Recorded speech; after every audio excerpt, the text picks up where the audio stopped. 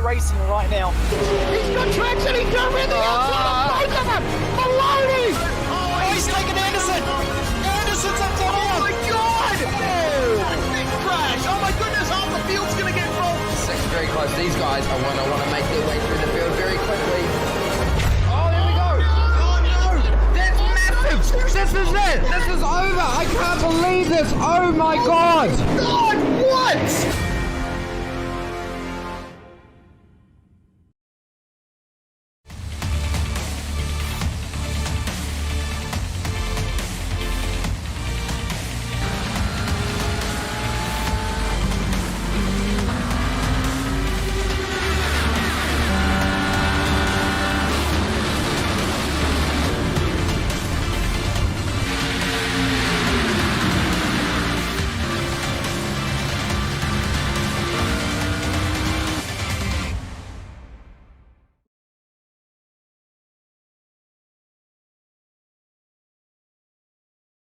This is iRacing, the world's premier online racing game.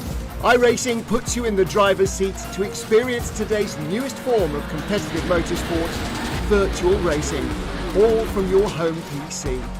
Race virtually in indoor series from NASCAR, IndyCar, IMSA, the World of Outlaws, Aussie Supercars and more. Take on legendary circuits like Daytona, Silverstone and the Nürburgring. Join iRacing's global online racing community and get on track today at iRacing.com.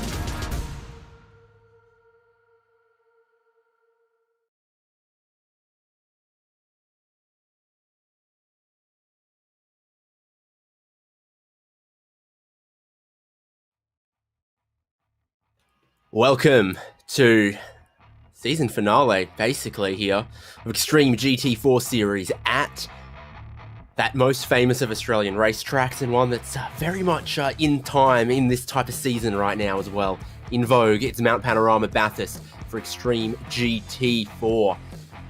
And well, the mountain, always an exciting place to go racing, whether it's for a sprint or a more endurance format, and that endurance format is what we're going to have with one 60-minute race tonight, Enduro round, to close us out, and then also throw a little spice into the mix. Added an MX-5 class as well, so we've got all of your GT4 competitors, plus some MX-5s touring around the mountain. Not a bad track for a bit of multi-class though, actually. You can see, Super 2 and Super 3 combine around here. The Bathurst 12-hour, always with multiple classes. So we'll see how that goes for us here tonight. Thanks for joining us on SimSpeed TV. I'm David Haynes. I'm joined by Nick Scarriev, Jay Kennedy behind the cameras and the production. This is what Mount Panorama looks like, if you haven't seen plenty of it already in the last week, Nick. Absolutely, Dave. So both in the sim and in real life, we've seen a lot of the track there with some of the V8 supercars and the support races and some of the other touring car championships. Here it is as you know it here tonight. All well, not 23 corners, but there is quite a lot of corners if you include them all up along the top of the hill. Oh, there is 23, it turns out. We were correct. All the way down to Murray's Corner there.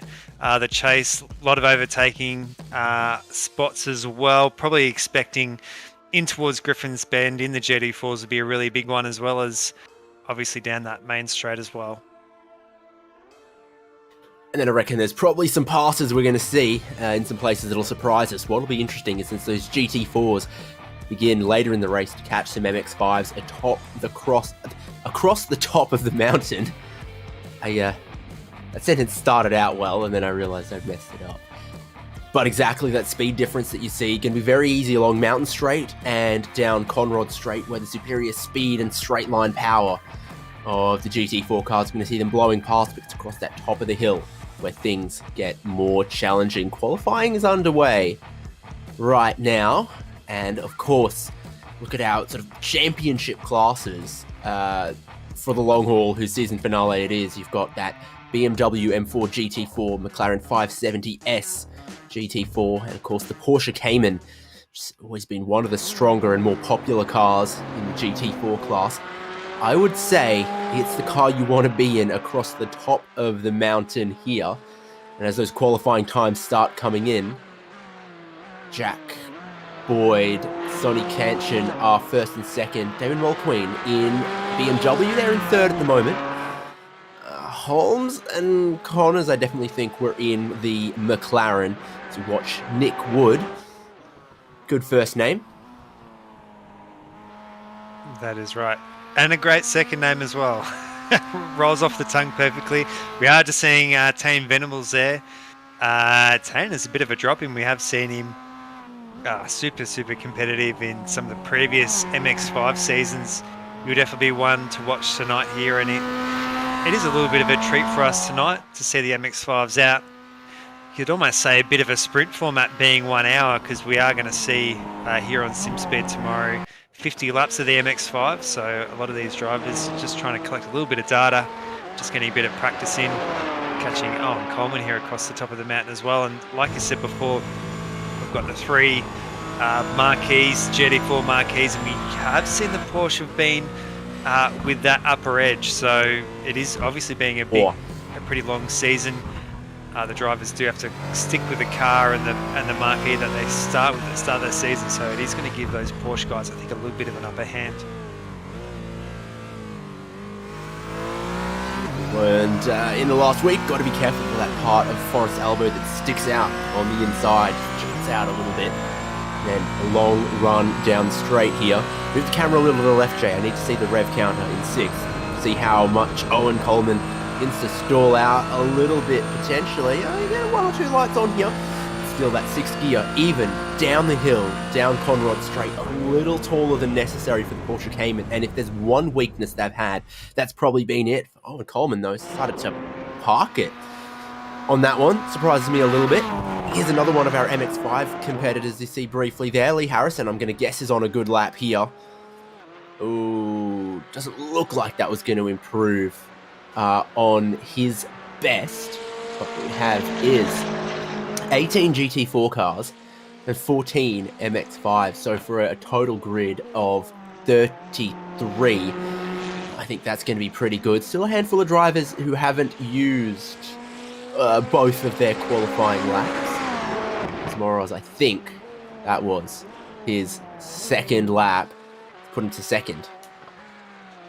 Yeah, just trying to see where Lee Harrison is. Oh, yeah, sorry, just going to scroll up there. Currently in 7th position there. That last lap not registering there, so he'll get another chance to get in and around there. Tony Veselis registering. He's also around that area there at the moment, so he's sitting pretty well there. Tane Venables, though, on an absolute charge at the moment there with another 2:31 as his previous. We'll see how he comes across the line. He did see Caleb Hydes dip into the 2:30s, though, very close to a 2:30 with a 2:31.1. So Venables parks up.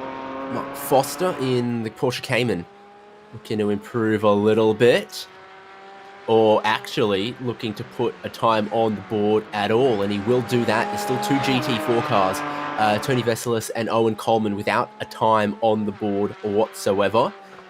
Glenn Boyd, I think, has already used all of his laps and is still just circulating in the final minute of this session.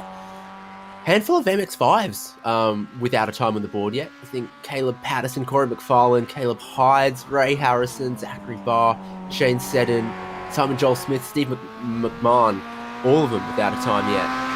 So here we are. Corey That is actually McFarlane. fastest for MX5 there with Corey McFarlane. If it counted, which unfortunately did not. I do think we are going to see a lot of those drop bear MX5s tomorrow being right at the front there. We are going to cut back to, here's one of the Porsches. Tony Veselis, he's not going to make that start-finish line. Is he going to make the jump? Potentially. There we go. Nearly 7,000 RPM, but that is his qualifying done. It's everyone's qualifying done, and it means we got to set our grid. And I do hope that it's by class, not just by qualifying time. Otherwise, we're going to have a pretty mixed up back of the grid, but at the very front of the grid, on the front row, Jack Boyd, championship leader, I would say overall, and also within the Cayman subclass, alongside Mosmoroz, with good speed in qualifying for the McLaren. Damon Mulqueen in the BMW then on the second row alongside Brian Borg. I'm pretty sure we did see was also in a BMW there as well, so they've qualified pretty strongly. Sonny Kanchan for a Porsche and Wayne Losh for a McLaren, so your top six pretty spread out across the manufacturers there. Then the next row is Nick Wood and Lee Harrison, Damien Seeger, Glenn Boyd, Neil McKenzie, and Mark Foster.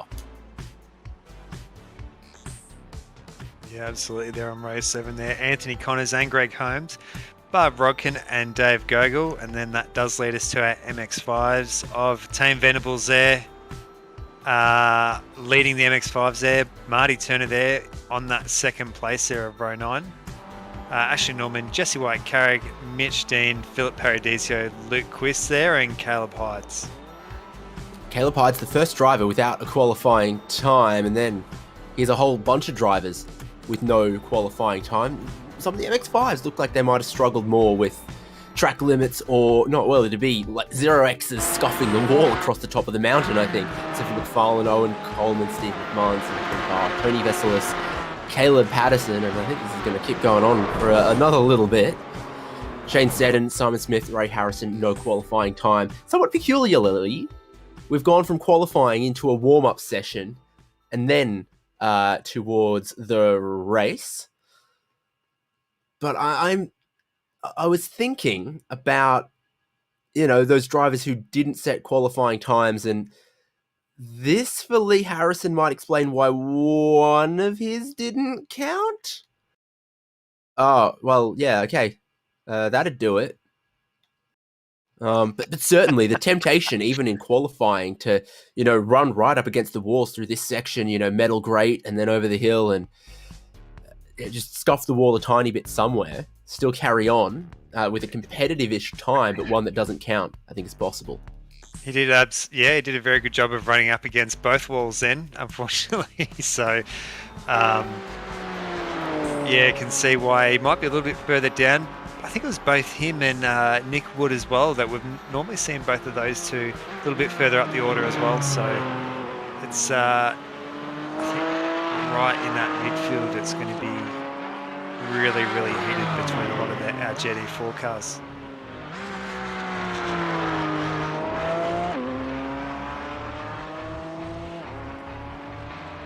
I'm dying to know if we're going to have GT4s and MX5s intermingled at the back of the grid, or if it is going to set them by class. But once again, let's go over the format, as we're about 90 seconds away from gridding.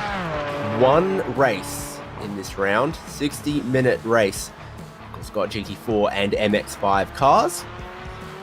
One pit stop required for 2 tyres.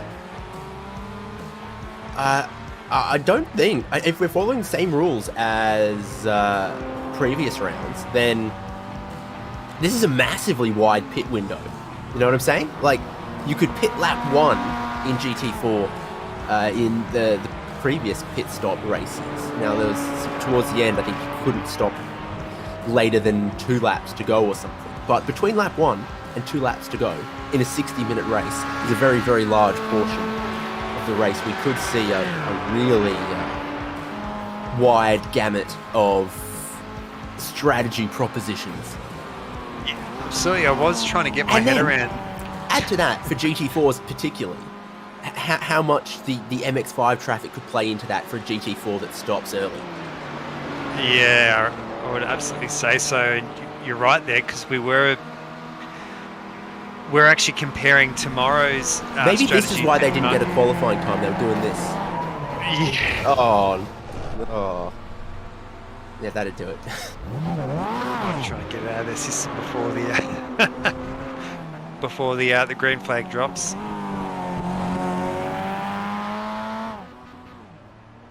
Speaking of, everyone to the dummy grid in the marshalling area, please. Not sure that's going to help them get more grip out of their pit stall at the end. So I'm assuming a rolling start. I'm not naive enough to believe without seeing it. Nope. Standing start, baby, at Mount Panorama.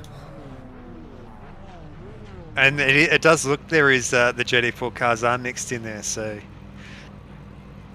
always a little bit of chaos here on our Monday night. Well, I think there is one person who's going to be happy with this, and it's probably Jack Boyd, because instead of starting side by side with Mosmoros, he's going to start a car length ahead of him with the staggered grid stalls. Be fun for anyone starting in the middle of the final corner. Fun for anyone starting around the other side of that corner.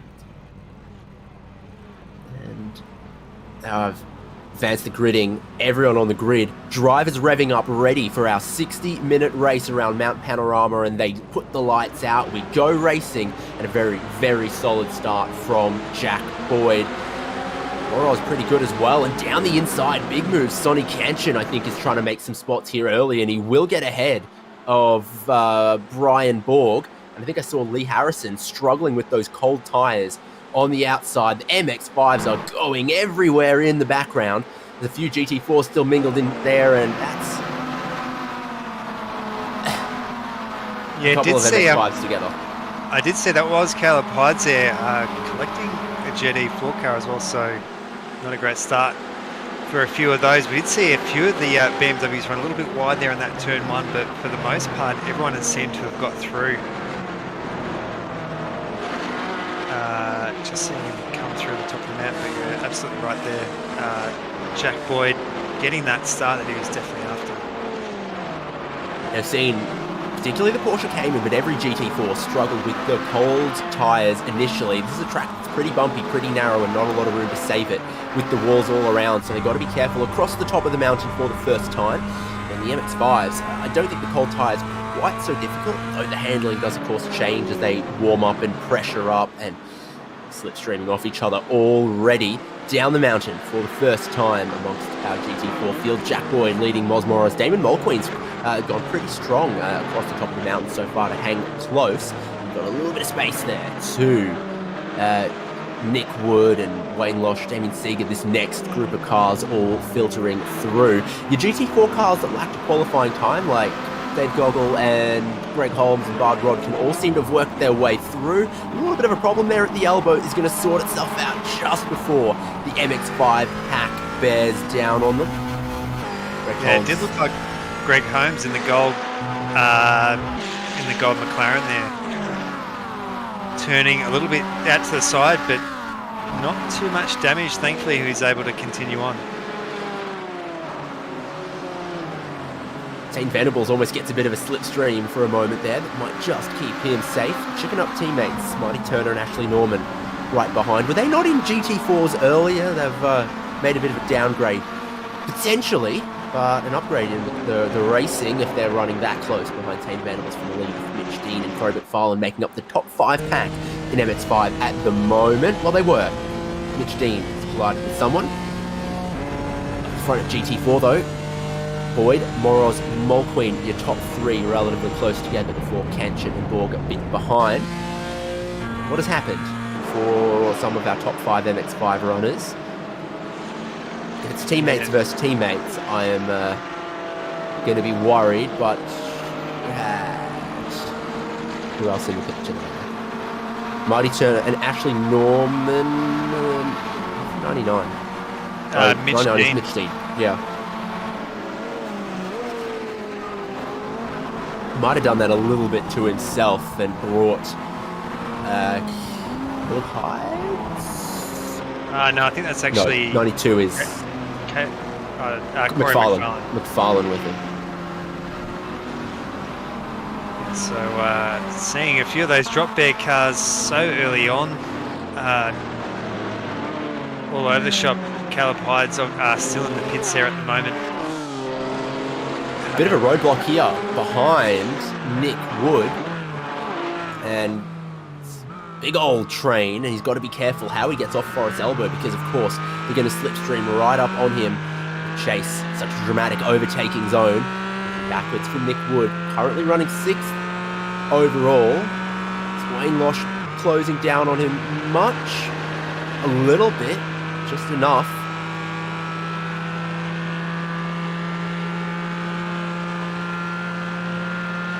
Yeah, Into the absolutely. chase. Onto the brakes. Looking down the inside still for Wayne Losh. And he is going to sneak down there past Nick Wood. So, pretty good move, I think.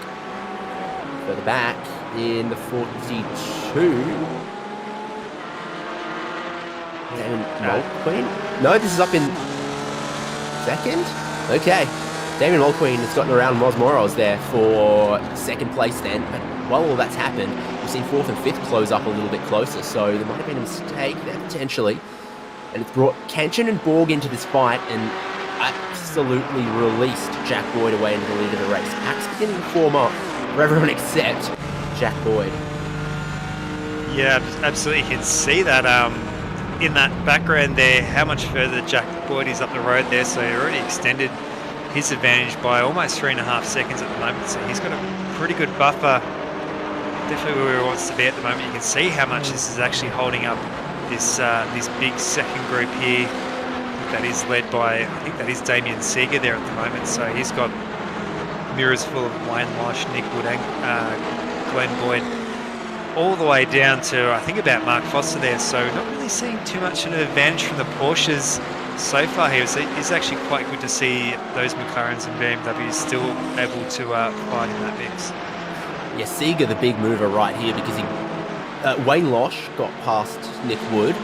And then Seeger got past Nick Wood, and then Seeger's now come past Wayne Losh as well to get to the head of this, and we'll see if they keep staying packed up here, or if they're going to start leaving it all behind, if Nick Wood is still not quite matching the race pace of a couple of those other cars behind. We're going to find out. Lee Harrison's looking pretty aggressive in the middle of this as well. Didn't get a good drive off the exit of turn number 1, of lap number 1. That put him back 3-4 spots. Trying to recover some of them, I think. Got a lot of Porsche Caymans in this section here, and they'll slipstream off each other. Initially downhill, uphill ever so briefly, over the crest underneath the gantry there, and then downhill all the way into the braking zone in the chase here. Super hard on the brakes there. Great work there by Wayne Losh getting around those Porsches as well. Not an easy task. Looking at one of those McLarens, he's almost looking like they're crab walking ever so slightly. We're going to cut to a VRS replay here. Trying to see if we can work it out. Did see Tony Vasella say, oh, that is a heavy impact. I actually put it onto its roof, so he will have to tow back to the pits. Won't be able to limp that all the way back, so that is going to put him, well, at least probably a lap down for the moment, plus the damage that he would have taken on as well. Just missed out on the Dean Canto parking it on top of the tyre barrier there. A real shame. Did look like the rears got loose as he came over the crest, turning it into this into that one. This is 2nd and 3rd. Still those teammates, Norman and Turner. Mitch Dean is also chicken up, right? He's just not wearing the livery. Voice in my ear that normally tells me to do illegal things. It says we're correct. GT4 still really close in this 2nd place pack. Jack Boyd head and shoulders above him, it seems. And good mix here, 2nd, 3rd, 4th, 5th. Then Mulqueen, like he might actually just be getting away from Moros. Save Goggle on the pit lane. That was a pretty heavily damaged car, so I'd say about time on clearing the compulsory pit stop anyway. Yeah, we did see Dave Goggle there on some of those live pictures just before that that replay there of Tony Vasella, so it looks like he might have had a moment maybe around Forest Elbow. So talk about Forest Elbow, they were seeing a lot of our GT4 cars trying to get around that lone MX-5 there of Zachary Barr there. Who was involved in that lap 1 incident, I think, as well. Might have been making contact with Caleb Hydes. I never quite saw what happened there, but I think that's why Barr is a little bit further back than the rest of the MX-5s. Touchy moment through the chase here. Brian Borg nowhere to go as they're too wide in front of him. This is Kanchan now trying to get around Moros. It's sort of around the outside of the chase, around the outside of the final corner as well. Speed is obviously pretty good for Sonny Kanchan, and his livery is absolutely appropriate now that we're at Bathurst. Yeah, absolutely there. Cool bright red livery. As we can It's see got the there. 6 hour logo on the bottom. Need a 6 divided by 6 or something in there on the front. Noting our 1 hour for what we have for tonight there. You can see that is Brian Borg. Oh, just on the left there, he's going to take that position away from Moz Moroz. Moz doing a great job there, tucking in behind as well. I think you can see, is that maybe even a broken mirror there by Moroz? So he does have a mirror holding off the side, so he's already had a slight scrape on the Armco there. You can see how many of these drivers are absolutely pushing it on the limit. Yeah, strong qualifying pace. Hasn't quite translated as much in the race. He's now been shuffled from second back to fifth, and you see the significant advantage Jack Boyd's got. Significant advantage now that Damon Mulqueen has got after, what, Kanchan and Moroz went side by side, 3-4 corners in a row or something like that. Good spectator view at the top of the mountain. Oh, we've just had Nick Wood actually just off camera In the dipper. there. Yeah, Nick Wood sideways in the dipper at the apex. A couple of other cars have collected him as well. I don't know if everyone else is still going. He was spread eagle across the track sideways. Replace it is very difficult for anyone else to get around. Come towards Skyline. Downhill, and then goes wrong at the dipper. So from about there, I think he's in trouble. It's coming in a little too hot. And Glenn Boyd that he might have tapped there as well. I didn't recognise anyone else who might have made a bit of contact. Great work there by Lee Lee Harrison Harrison. get through? Yeah, mainly just Glenn Boyd then, I think. So hopefully that hasn't messed up too much there for Glenn Boyd. He potentially might lose just a little bit of speed on the straight, but he's actually coming into the pits now as well. So he'll be, I think, one of our very first here coming into the pits. You'd have to say if you're in the GT4 class, so you'd want, if you could have it as late as possible, that would be the go, so you don't get caught up in between the big row of MX-5s here. So seeing the MX-5s, we do see, I think that is name's just that. I think that is Corey McFarlane there behind the two chicken up cars. Yeah, so you remember he was off the track before the final corner, a bit of contact with Mitch Dean. Well, now he's caught back up to everyone else. There's now more than a minute, though, between your sort of main GT4 runners and your main MX-5 runners here. I think GT4 have now, clear the pit stop gap to MX-5, and if they stop, Glenn Boyd's come out handily in front of even the MX-5 leader. So McFarlane trying to make 2 for 1 here on a Monday night special. He's got mirror hanging off. He's breaking in the grass, and he is going to swoop around the outside of Ashley Norman, and past Marty Turner down the straight and up into second place. He will go 3 seconds up the road to try to catch Tane Venables at the lead, who's been all lonely for the last 10 minutes or so. It's such an aggressive move there by Corey McFarlane.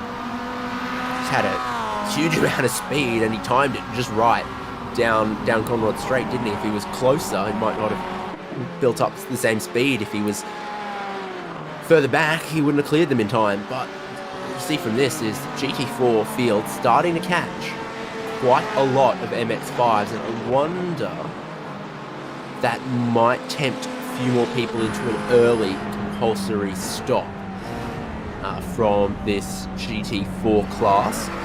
Being an hour race, I think that their fuel window is still pretty wide. They're not going to, run out of fuel stopping from here, are they? No, I would think that they'd be pretty well safe. I think it is an open setup though, isn't it, here with the GT4, so you can actually set your own fuel. We have actually had earlier this season a few instances of cars running out of fuel, so it's just, we've seen so many drivers run it as light as they possibly can go. There we are, having a look. Greg Holmes there and Bard Brodkin. Seen some pretty good battles between these two all season there. I think they might have made contact in the elbow a while back when we saw Greg Holmes around. I wonder if this is take two with vengeance.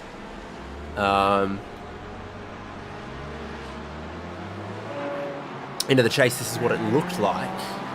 Holmes around the outside, doesn't quite have the same speed as Rodkin on the inside. Okay.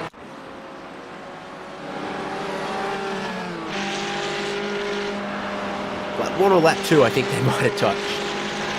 Not sure.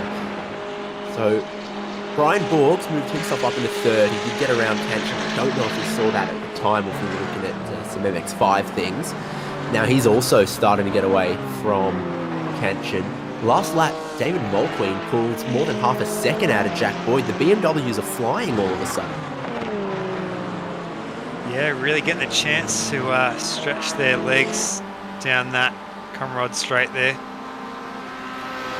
Really making the most there of gravity of the hill there. It's no Daytona, but do we get 6th gear? We're looking, we're in 5th.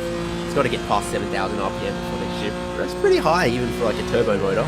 Reckon in a slipstream. Oh, there it is. Now he just needs to get a slipstream, and we might even see them bust out 7th gear in the BMW M4 GT4. We'll see. Let's get another update at the timing line at this time as well. I feel like Mulqueen is still taking time out of Jack Boyd at the minute. Harrison versus Damien Seeger. Good GT4 battles. Plenty of McLarens missing the right-hand side mirror though. And again, 4/10 out of the lead this time. Not as many as the previous lap, but still 2 laps in a row.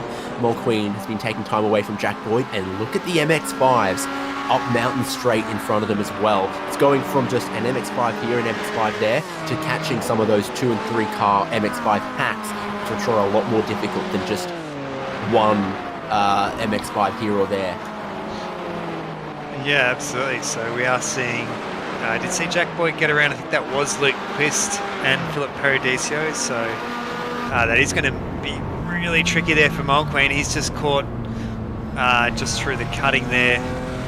And coming up through Griffin's Mount as well, so making it super, super tricky there. Has to unfortunately jump off that driving line there, so that is going to slow him up ever so slightly. Has cost him about around 7/10 of a second, or around at least half a second or so. Yeah, was offline, both into the cutting and then later on. So it swings and roundabouts with the traffic though, as let's look at this for Brian Borg. He's going to get really stuck behind number 8, Philip Paradiso. Paradiso, all over the place. And then the GT4s that had all stacked up now come on through. There's just no easy way to do that. If you're Philip Paradiso, there's only so much you can do other than just make them wait. And it would be like having a lot of angry bulls in your mirror behind you. Yeah, it was almost Philip Paradiso. I thought he was going to pinball back onto the racing line. Thankfully, both the GT4 cars were managed to squeeze through just at that point in time. Or sorry, all 3 of them. So not affecting their position too much. That has actually put Sonny Cantion there, right on the back there of Brian Borg. He's going to look up the inside to make a move there. Borg defending so strong there. I'll give you an inch. That's what I'd do if I was an MX-5, maybe. Going for pit lane and Borg and Cantion and Moroz. I think down the bottom of the hill a lot easier to get around because the horsepower difference very significant between Jesse White-Carrick and then the number 777, which I'm pretty sure was the same number as the car that Dean Canto was driving that he parked on top of that barrier. Fact check me on that one, someone.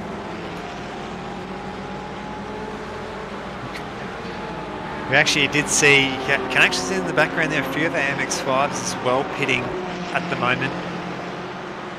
So Paradiso, McMahon, Luke Quist was in the gravel, has missed his pit box now. Oh no. I'm looking at my teammate for the Enduro tomorrow, so maybe if you can get all these mistakes out of the way nice and early.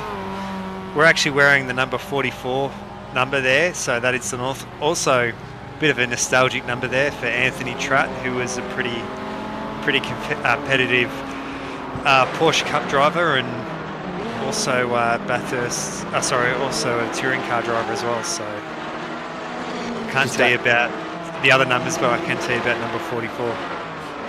Take note of what your grid slot is and guide him towards where your pit stall is going to be. If it's early in the lane or it's late in the lane, just give him that countdown. Now, we've had a lot of GT4 action here as they tried to get their way past the Chicken Up duo. Oh, and it's going to happen again as they're a bit sideways, a bit side by side. And on the scene arrives Lee Harrison, who's just going to do the sensible thing and wait for Conrad straight. Ashley Norman didn't know what on earth was going on there. Lee Harrison quite liked it. For Brian Borg and Sonny Kanchan, they got so close to disaster. Damien Seeger? Someone was in the wall. We were looking at him. This car, I think, might have been backwards in the wall somewhere. There was a lot happening at once, honestly. Very Bathurst for you. Here it was, Griffin's Bends. Now, what kind of Bo Albert might he have done here?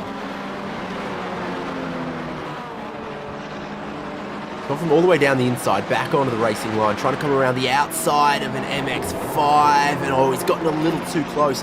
But you can't go out too wide because the cam means there's no grip past about the halfway point of the track. So just a drama there, trying to get around one of the MX-5s who is rightfully holding their line, but it's not a corner where it's easy to go around the outside, even with a GT4 versus MX-5 kind of pace delta. Yeah. Actually hasn't put him too far out of the running though for Damien Seeger, so was actually quickly able to recover it.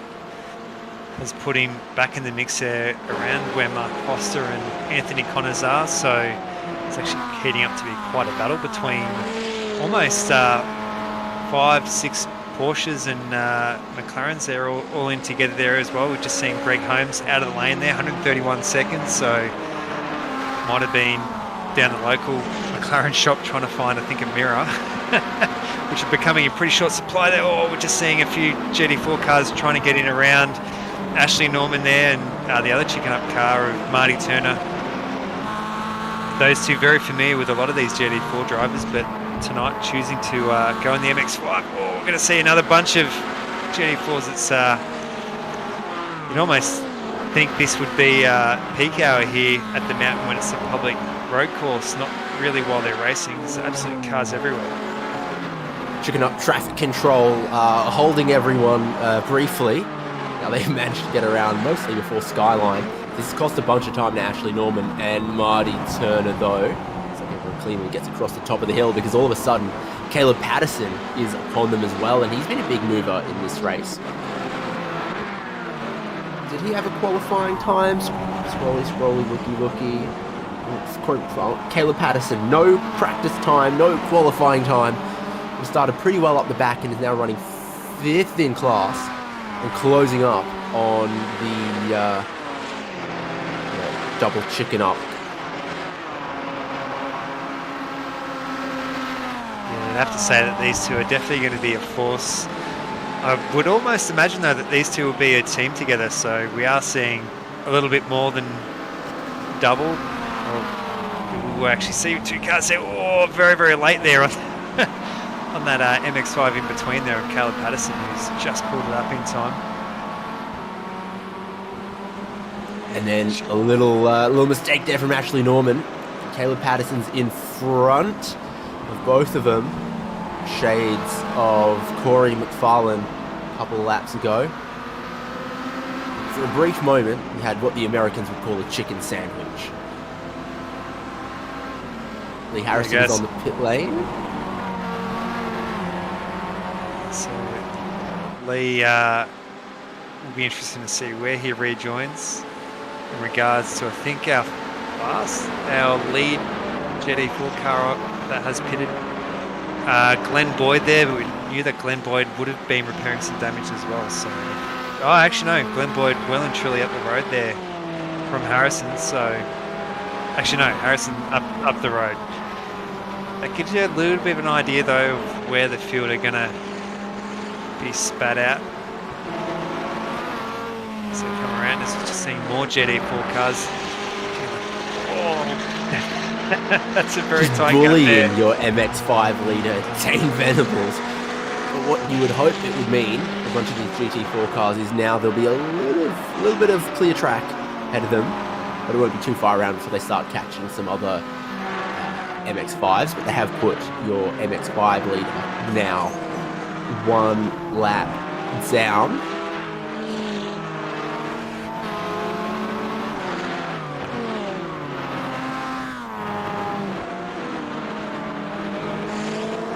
I have to say that for Nick Wood, normally seeing some of the sprint races we've seen him been well and truly up the order, but a bit further back than where we normally see him here. Damon Seeger, though, getting an absolutely great drafting run here at the moment. He's going to be on the outside of the chase, though, so we'll have to try and get around, which he has done so. Massive, yeah, overspeed for Seeger there. Body bounce there from the McLaren. Something fierce. Bit of damage on for Nick Wood here, but he has been, at times across this championship, very, very quick. And that came in. I think he was pretty quick at Barcelona as well. It's one that comes to memory. Damon Mulqueen no longer able to chip away at the lead of Jack Boyd, which is now stretched out to 8 and some seconds. Honestly, on my timing screen, I'm seeing it as 9.3. And expanding. Borg and Kanchan still pretty close. 3rd and 4th. As that demonstrates. So, either the BMWs are starting to hit their limit a little bit, or the Caymans are really coming into their own and inspiring confidence, or just meeting somewhere in the middle on that delta. It seemed like Boyd and Kanchan have each got a bit of a second wind. You want to see some more Caymans, then how about this one?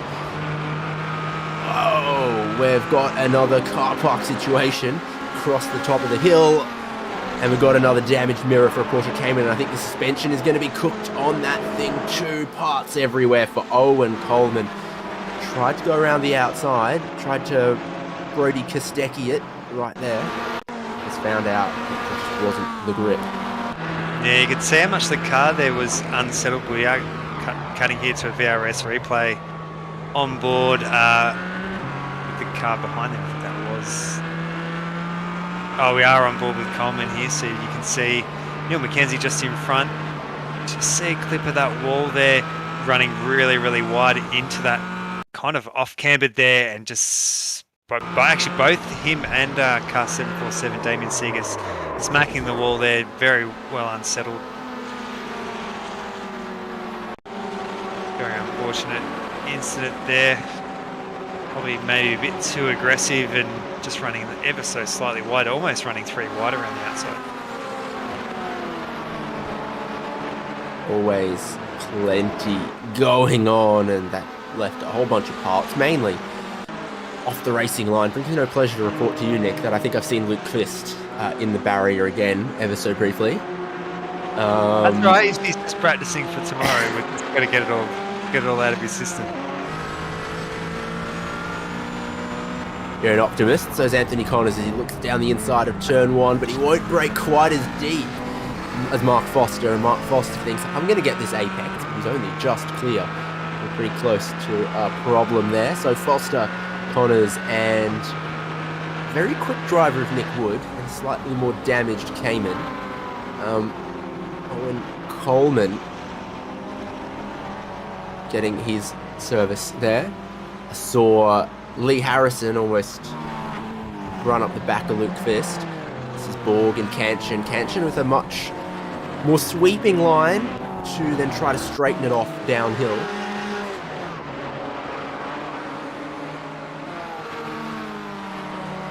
Borg and Kanchan on the replay.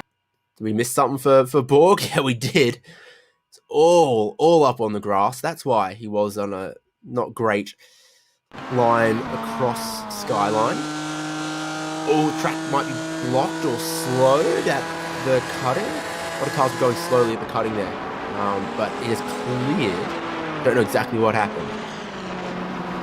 Yeah, we're trying to work out what was happening there because there were a whole bunch of cars come out of there and almost looked like first gear, so potentially maybe could have been something. We did see Philip Paradisios MX-5 there as well. Actually quite a big group of cars there. We are on board here with Glenn Boyd here at the moment as they come around. Whoa, it was actually a bit of a mistake there. Car 72 of David Gogol. Your leader is on the pit lane right now, though. Brian Borg cycled through into the lead. I meant to say Jack Boyd, Damon Mulqueen, both into the pits. What's happened? McLaren got loose, goes slow. The other one behind has to check up, and everyone had to check up. That's what I caught the end of everyone going slowly on the exit of the cutting. So, 14 of 25 past the halfway point if we're counting by laps. The pace, I think, has been quick relative to the time. That's interesting.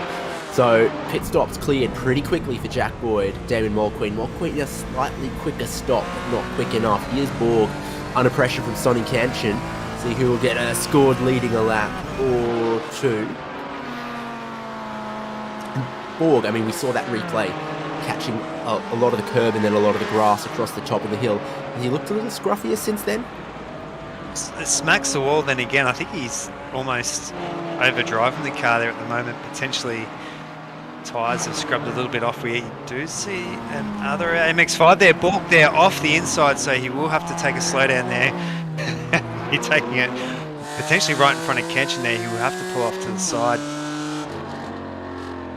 There's no way you're allowed to cut that much and not serve a slowdown, right?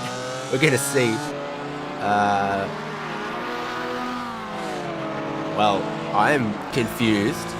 3 wide as they pass one of the MX-5s, and Kanchan's going to take the lead regardless of whether Borg had a slowdown or cleared it or didn't.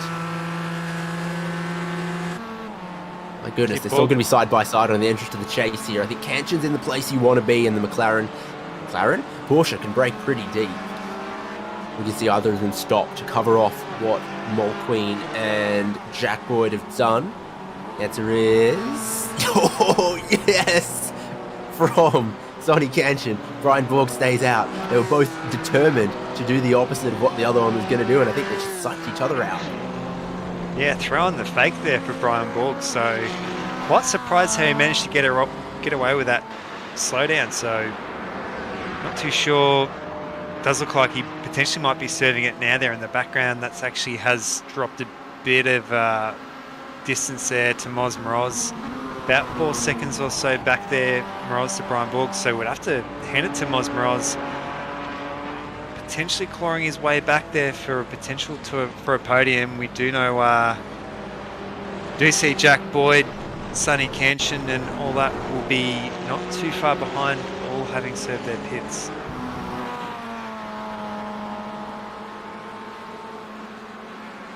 The Lamborghini that Dean Canto parked on top of a wall was the number 29, I think.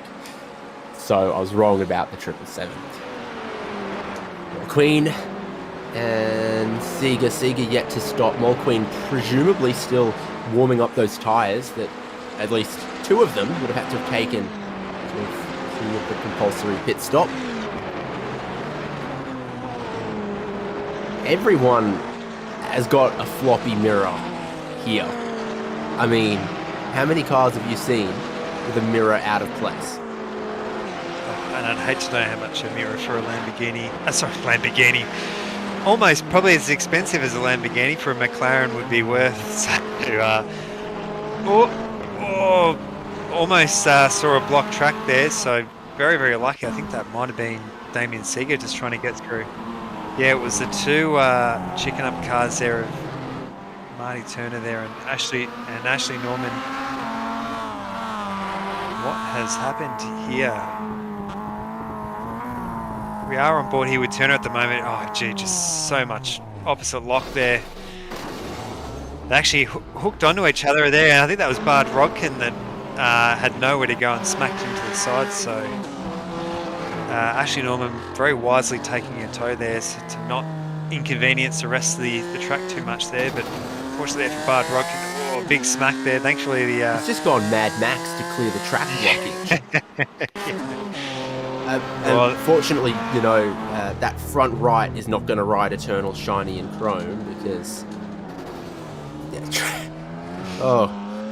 good evasive action from most. Tough when it's on the exit there and you can't see a damn thing until you're right upon it. Here is Caleb Patterson, who cleared his stop. Everyone in the MX-5 class has made their stop now.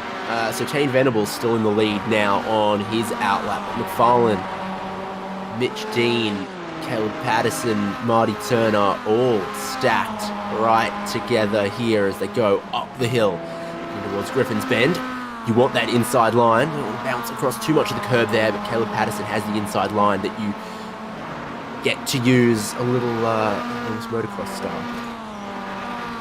Yeah, we'll have to say great work with these guys sticking so closely. We did see that big incident before with Ashley Norman, so that is, I think, almost taking that toe. He's going to put him a lap down there, so he'll be a bit disappointed in all that. Though Marty Turner still flying the chicken up flag. Seen so many of the chicken up cars, I think over the last, or at least for me, over the last couple of years, be so strong at Bathurst. They really like to cut their teeth in these mini enduros that we run here.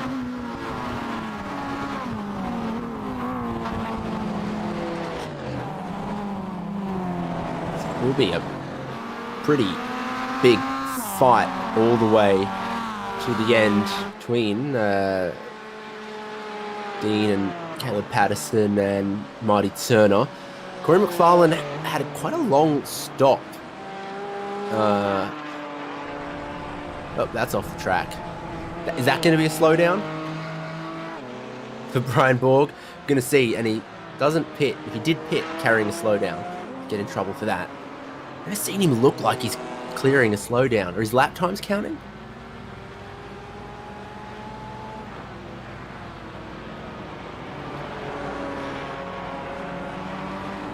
Mosmoro's pits, which means there's only just a small handful of GT4 drivers yet to pit. They include the driver you see there, Brian Borg, and Damien Seeger, and Mark Foster, and Anthony Connors. So Mosmoro's going to get a new mirror.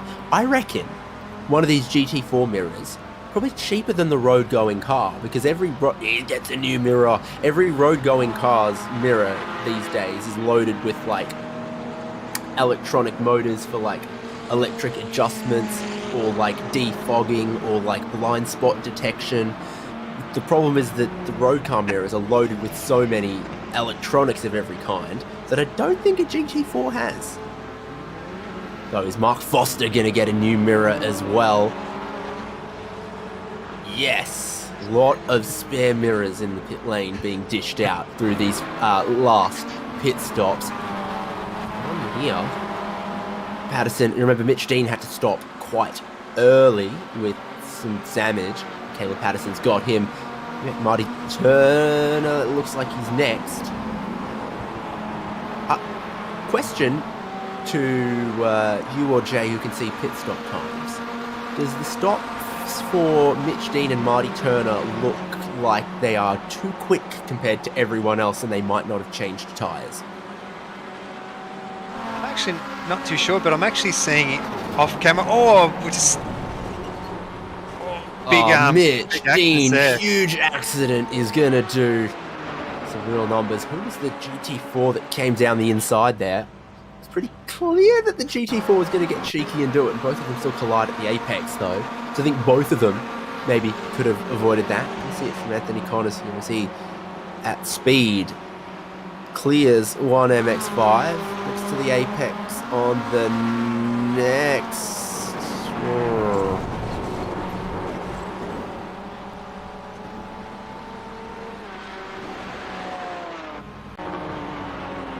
Yeah, that one's pretty hard to call there. It did look like Mitch Dean did have that inside line, but might have accidentally come out of nowhere there. We are seeing Brian Borg though into the pits now. Anthony Connors very beat up McLaren there. It's going to need more than a new mirror, but for Borg, he hits pit stall. Some very excited people in the hospitality above. Jack Boyd already cycles back through into the lead of the race. He's been very quick, and he has been flawless on that strategy as well. Walking back in second, Kenshin threw in a third. I think by going longer, and quite a long stop actually, Brian Borgs lost out in that third place battle to Sonny Kenshin that he was having as they psyched each other out towards pit entry. That's when we last saw them together. Yeah, it does come out in front of Lee Harrison though, so potentially Harrison might be able to make, well, it is about a 5-second gap though, so it might be a bit tricky to try and reel that time in. He's going to have that ever so slight tyre heat advantage there, but you'd have to say their Borg maybe over the next 20 minutes or so will have slightly fresher tyres, so potentially might be able to pull away.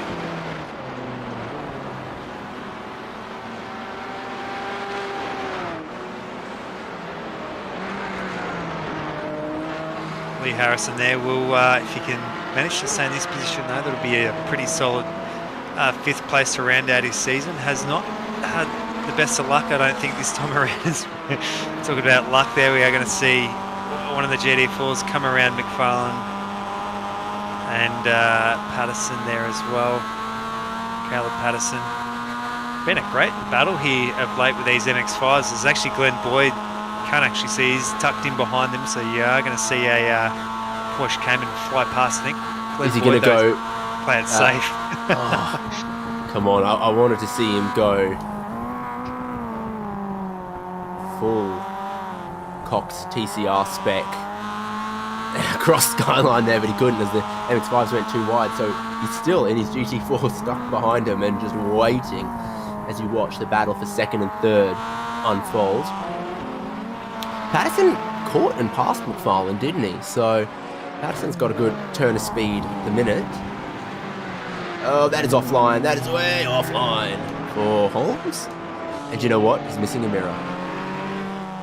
Yeah, so as soon as they've chucked one on, they've ripped another one off there, but Holmes very lucky. That was a very tight part of the circuit there, so good with keeping on line there. I think that is Corey McFarlane. Oh, taking a lot of curb there, quite aggressive. Almost getting, I think, all 4 wheels off the ground there. You always wanted a good look at that front upright. They need to keep that intact as they battle side by side. No. Backing out of it was McFarlane. And then running it a little deep. Looks like he was trying to be clever initially, and then he ran it in a little deep. I thought Patterson was on the brakes way too late and was risking missing the corner. Didn't happen. Kane Venables has controlled this really, really well. He's 15 seconds ahead of them. But Mighty Turner still lurking in the background there. If 2nd and 3rd trip up over each other just a little bit.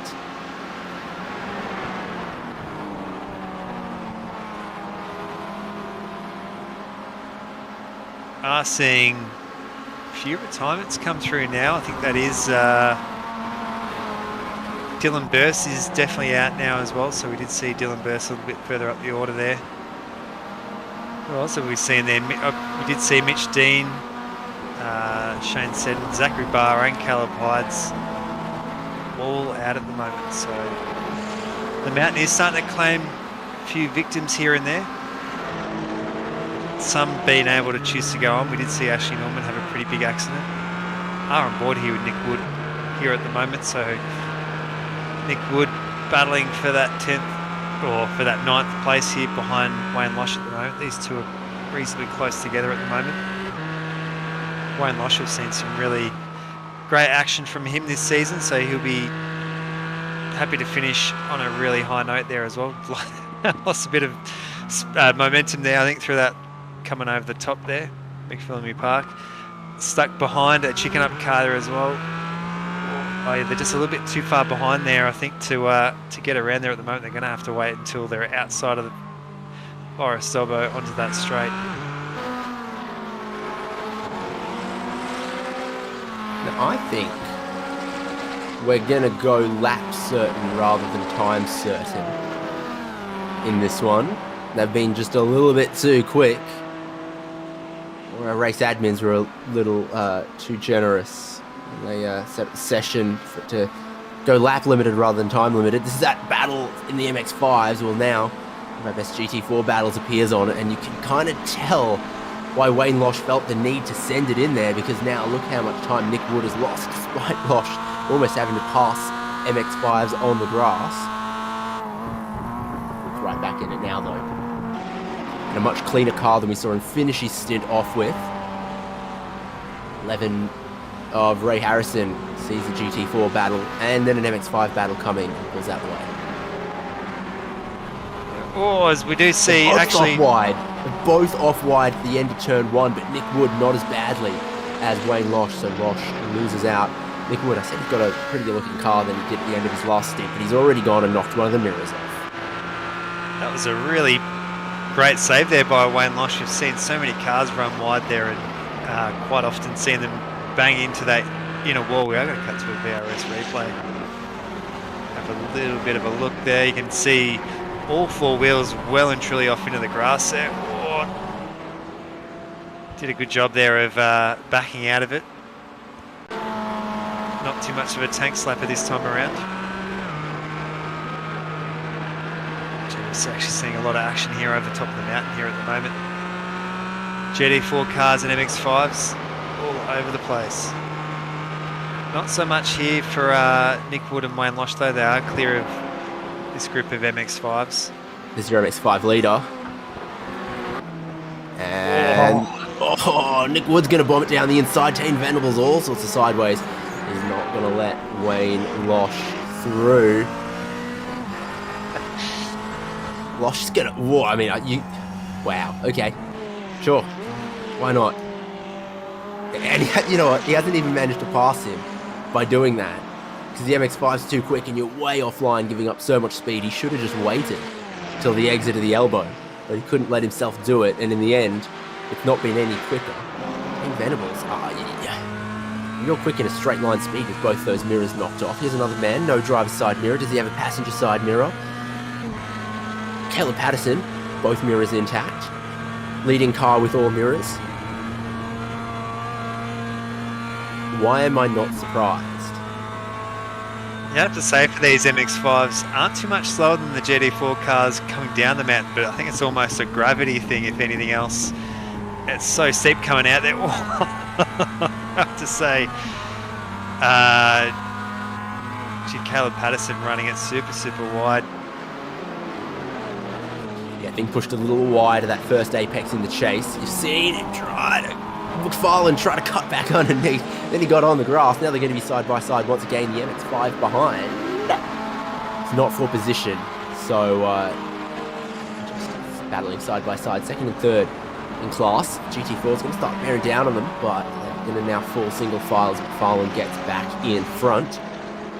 It'll change on the way up the hill. There'll be Vaselis, I think, in that GT4.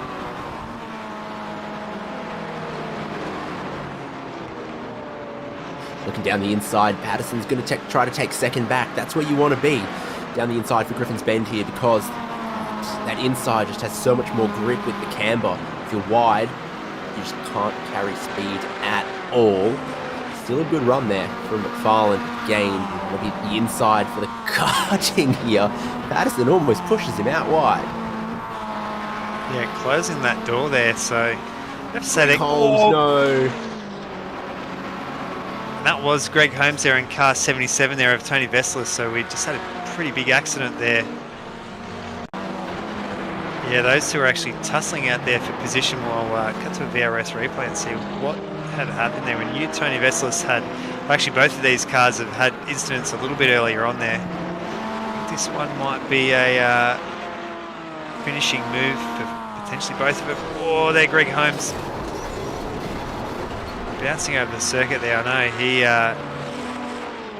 Tony Veselis there broke his suspension, so that will be him. I think both cars having to get a tow.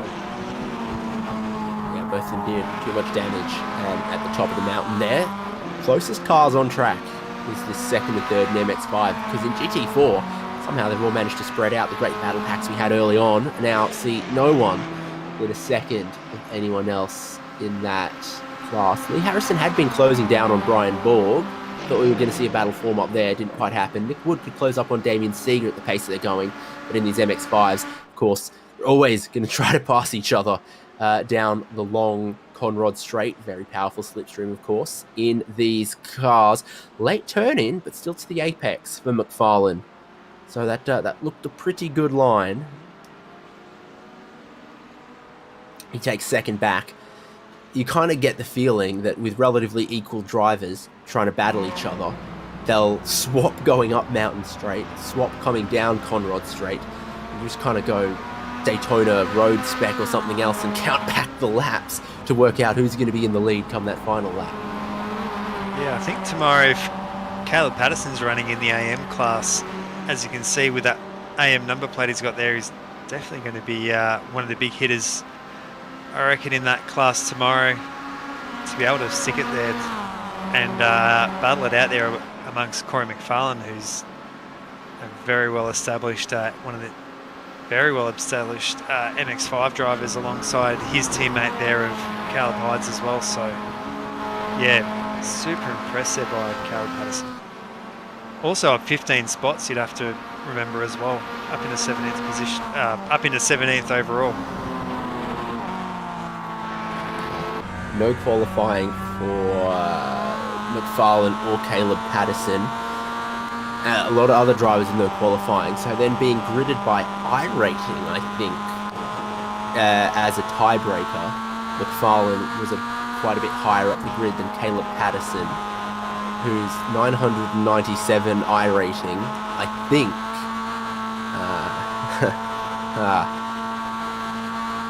Is not entirely representative.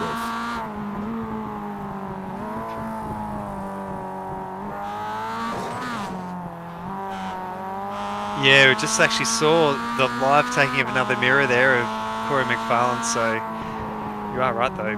Big iRating difference between these two drivers, almost 5,000 compared to 900. Something might be slightly off there.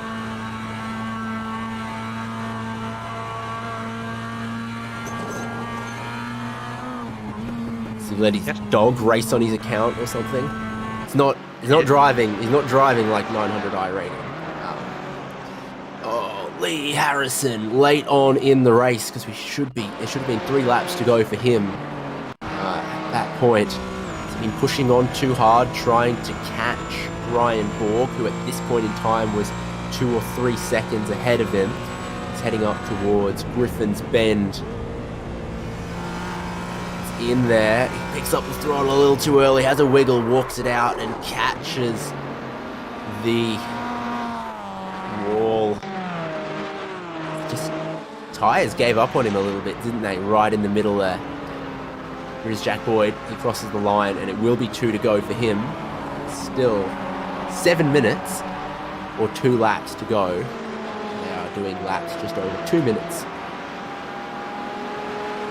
Second and third getting into each other a little bit here in our MX-5 class. Seeger, Harrison, and Nick Wood are now all together after Lee Harrison's little incident there, side by side still for these 2 MX-5s of Corey McFarlane and Caleb Patterson. McFarlane's on the line that I'd want, but he really gets pushed up onto the curb and around the outside, trying to hold on to it. Strong stuff from Caleb Patterson. Normally you can't do that. You absolutely can't go too wide easily through the cutting here.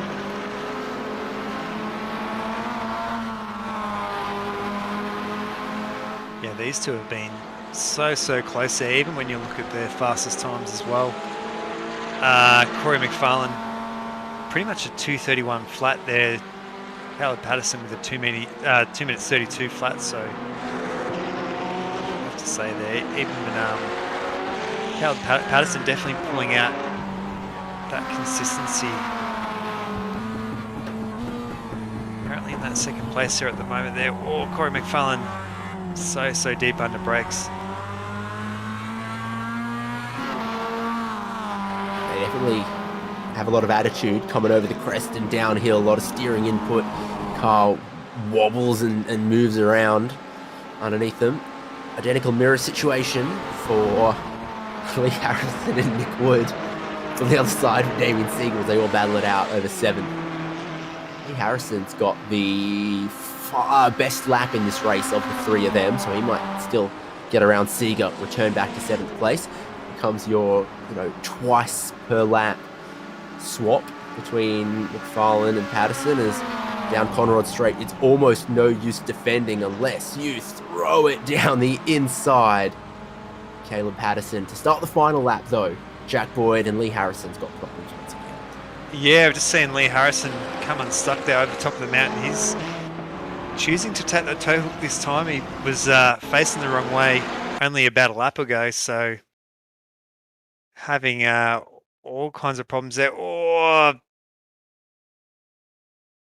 very hard one to recover from. Very lucky there for Nick Wood as well to not collect into the back of him. So very unfortunate way to finish this race and the season there for Lee Harrison, but I'm sure there'll be a bit of redemption tomorrow in the MX-5s. About to ask, is Jack Boyd ahead or behind these guys on track? Late lane change, 2 in the grass for McFarlane. You can tell once I saw David Mulqueen behind that these guys are on the same lap there as the leader, and escorted up high, out wide, no grip there for Caleb Patterson. Corey McFarlane moves back into second. Damon Mulqueen, your second place in GT4, comes around the outside of all of them before the cutting, so no dramas for him on his final lap.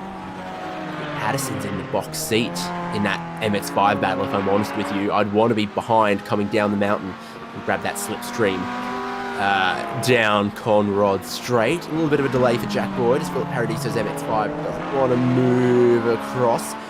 Has to eventually, and this has been textbook for Jack Boyd. Remember when he was going back and forth on the lap times with Damon Mulqueen? Now he leads by 25 seconds. Doesn't look like losing any of that on this final lap. Yeah, absolutely. He's walked away with it. We knew that he was going to come in pretty hot in tonight, but absolutely has been such a stellar effort. He'll be very, very pumped with this result.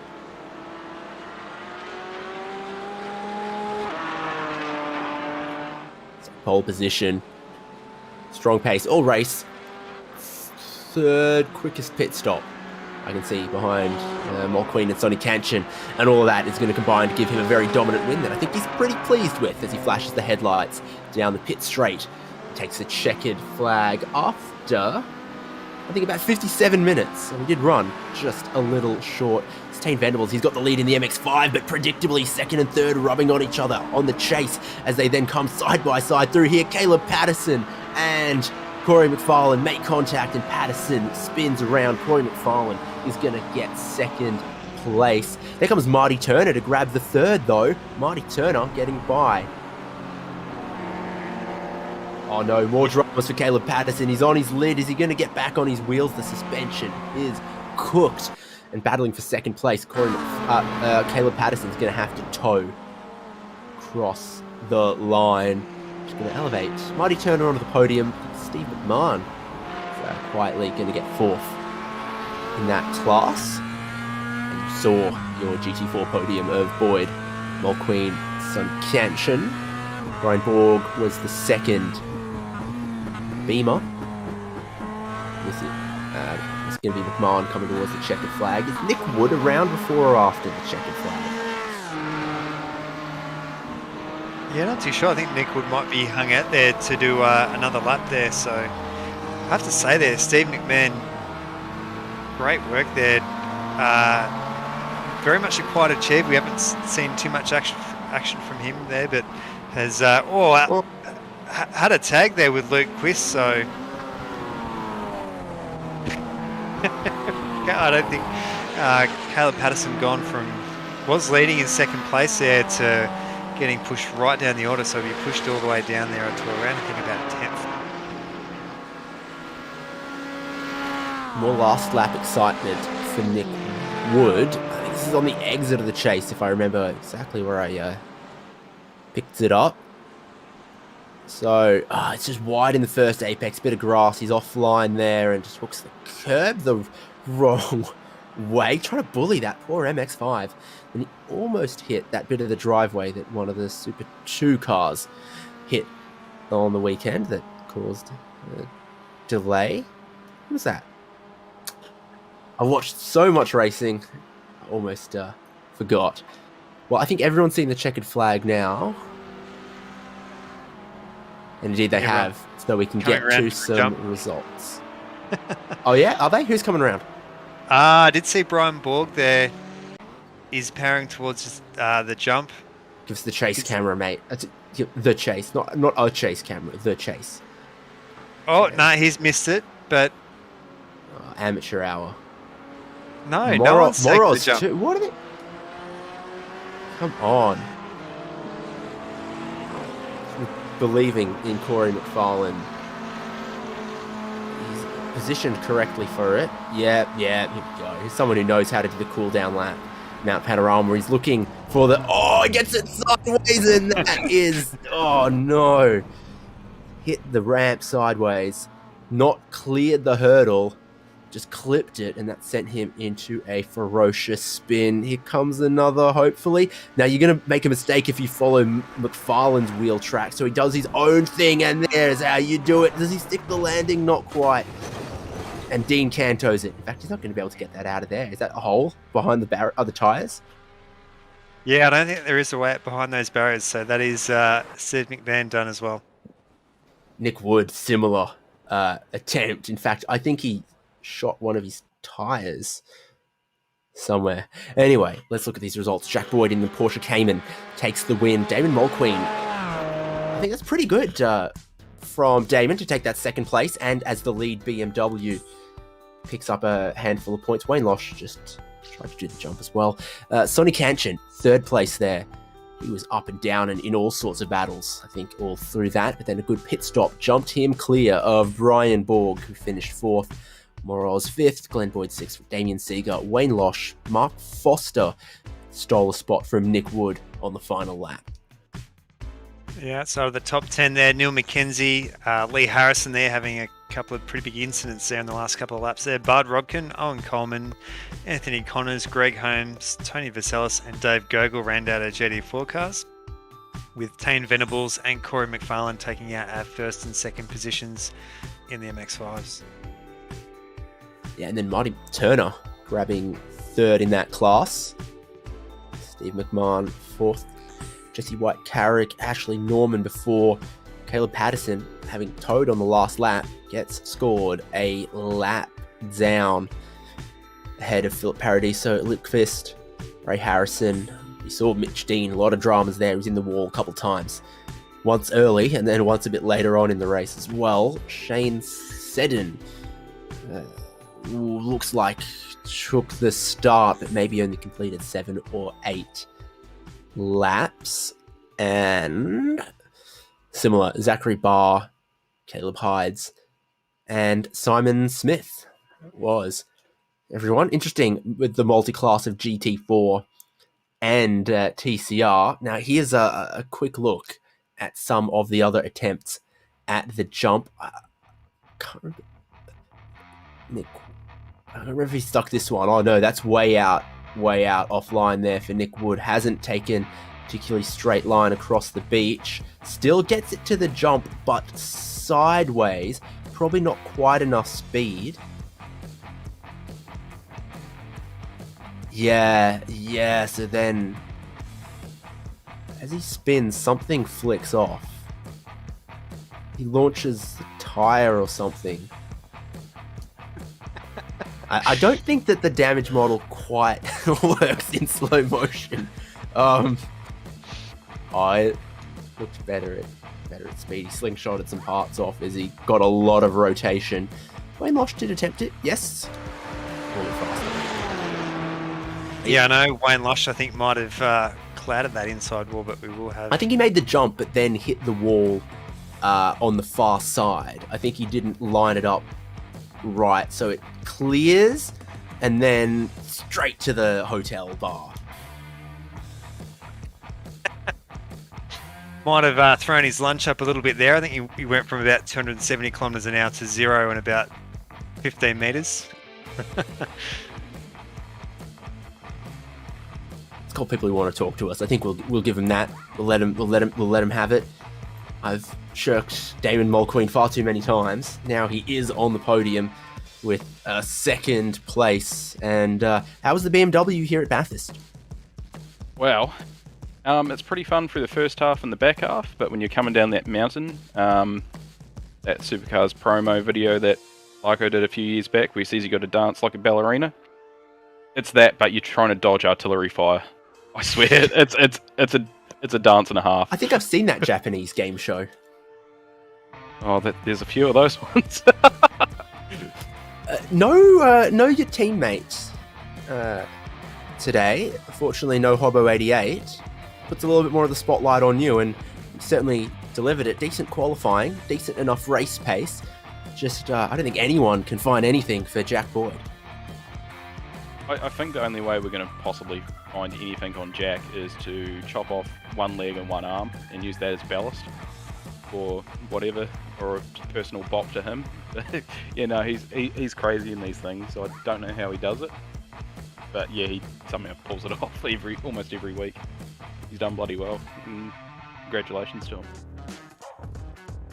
Another quick stop got you clear.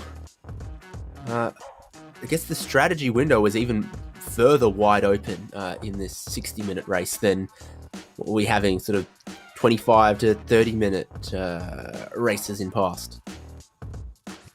I didn't. This might come as a surprise, but I generally come into each round with no idea what I'm doing pit stop wise, and thought Jack's pretty clued on. I think I was roughly 10 seconds behind him at the time. I might just follow him in, see how it goes, and press on. And it seemed to have worked out all right. And most of the traffic was pretty good. There was a few scary moments over the top. I'm coming down Conrod, but when you've got the slower traffic and that there's a massive difference in pace, you've sort of always got to be on edge, and I took that approach and seemed to have worked out all right. Interesting to have an extra class added right here at the championship finale, but I think it gave us plenty of interesting things to look at, changed up the complexion of the race a little bit. You reckon they should just unleash 20 MX-5s around Abu Dhabi next weekend? And amongst all the F1s? Yeah. I'll take go for it. It would, as you said, adds to the show. It would definitely create some kind of show if they did that. Wrap up your thoughts about the championship as a whole, though, because I think you've done almost every round here as well. You might even be the BMW champion. I don't have any numbers to confirm it on that one, but we've been to some pretty interesting tracks and had some pretty interesting racing. I've thoroughly enjoyed the season. I think Greg and everyone at Xtreem GT and all the backing that he's got through the sponsors for the series have done a bloody good job. I can't fault them at all. And to be fair, me doing fairly decently, I'll put in my books, I'm kind of surprised. Simply because I've never really driven the GT4s since they launched on the service. So every round's been a learning curve, and I think going to... how do you put it? They're all tracks we all know and love on iRacing, and no matter what car is there, we'd probably all drive them no matter what. So I think in a way that's kind of helped me sort of come to grips with the cars. I sort of know the tracks already. Yeah, I'd say if there's another season or so, bring on some maybe Detroit. Everyone loves a bit of chaos at Detroit. No, I don't know if we do, but but yeah, I've thoroughly enjoyed it. Been involved with other series before, behind the scenes, and I think Greg and everyone's done a fantastic job.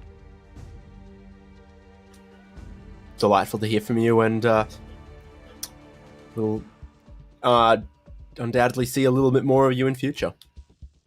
And hopefully, that'd be good. I've thoroughly enjoyed it. You got your interview, you're welcome.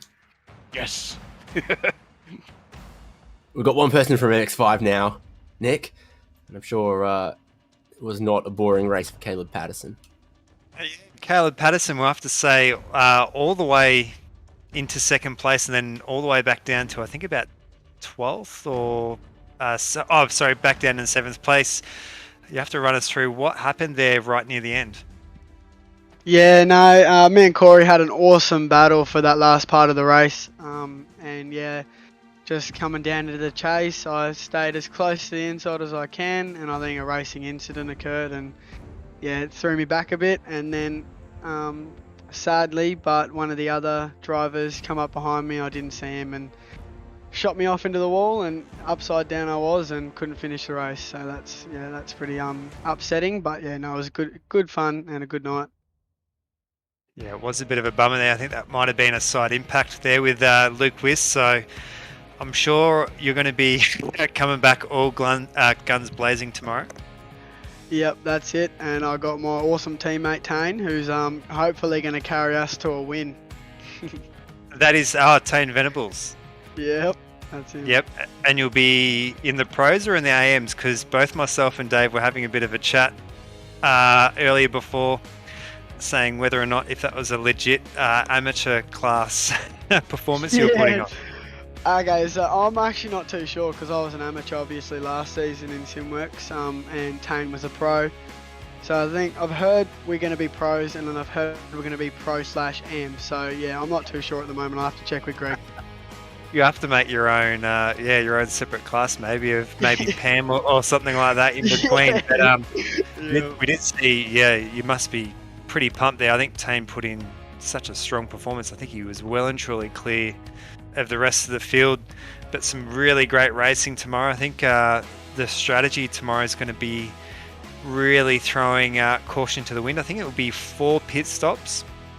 Yep, I think so, yep. Yeah, we're going to see, I think, a lot of MX-5s in and out of the pit lane quite a lot tomorrow.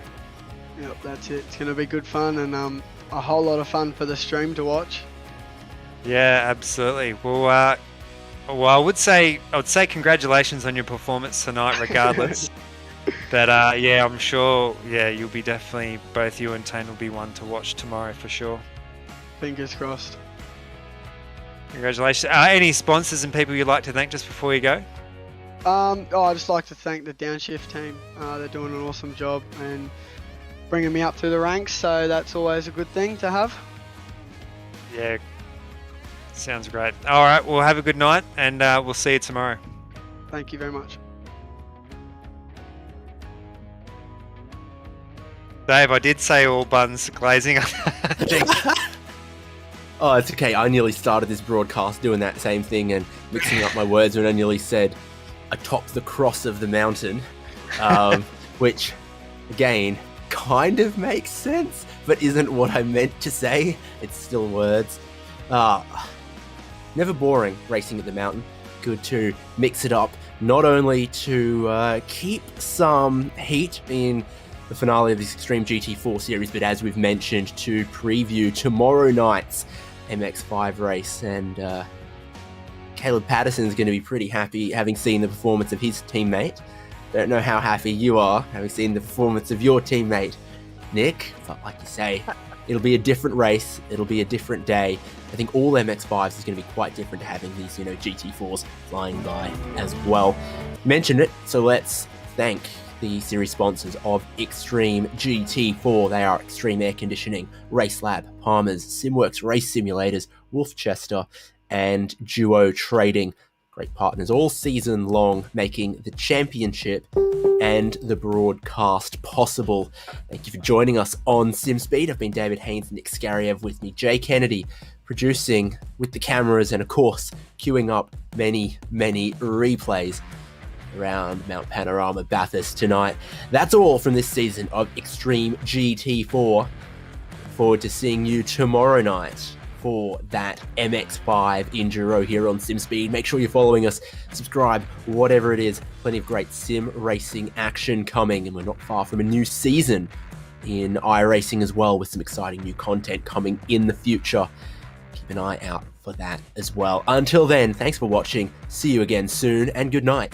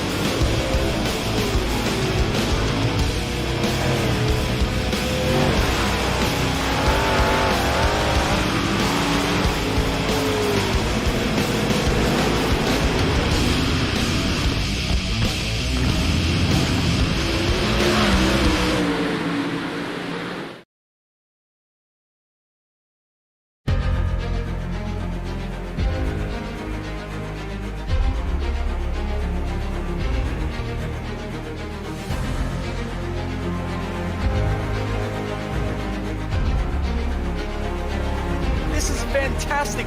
This is GT racing right now. He's got traction, he's got rid of the outside, both of them! Maloney! Oh, he's taken Anderson. Anderson's up to Oh my god! Big crash! Oh my goodness, half the field's gonna get rolled. Second very close. These guys are want to make their way through the field very quickly. Oh, here we go! Oh no! That's massive! This is it! This is over! I can't believe this! Oh my god! God, what?